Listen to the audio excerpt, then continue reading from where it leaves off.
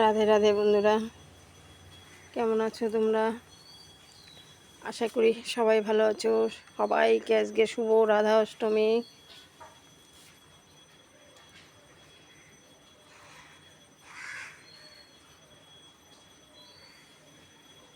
আমি তো বড় করে করতে পারলাম না, আমাদের কালো সুজ আমার পূজা দেওয়া হয়ে গেছে।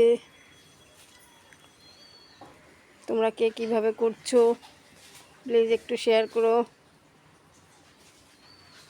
কমেন্ট বক্সে জানিও।